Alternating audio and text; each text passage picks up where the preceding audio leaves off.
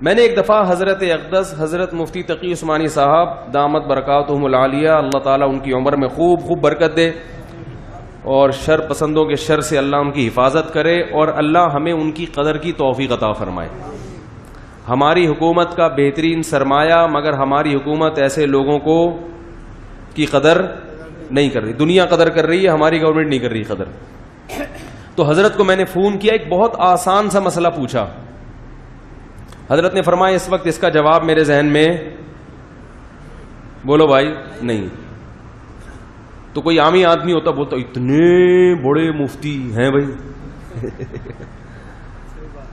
کتنے بڑے مفتی، ان کو اتنا، اور مسئلہ بھی بہت آسان سا ہی تھا، وہ ان کو نہیں جواب پتا۔ انہوں نے کہا بھائی اس وقت نہیں ہے ذہن میں، دارالفتہ سے رابطہ کریں، یعنی دارالعلوم کورنگی کے جو دارالفتہ ہے ان سے رابطہ کریں، وہ ریسرچ اور تحقیق کر کے بتائیں گے۔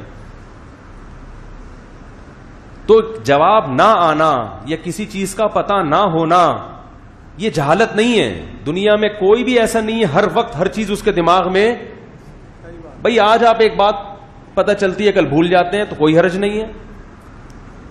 تو عالم میں اور عامی آدمی میں اور محقق میں اور ایک عام شخص میں فرق یہ ہے کہ جب اس سے کوئی چیز پوچھی جائے تو وہ ریسرچ کر کے بتا سکتا ہو، اور ریسرچ کا پتا ہو اس کو کہ کہاں سے ریسرچ ہوگی اور کہاں کی ریسرچ غلط ہے اور کہاں کی صحیح ہے۔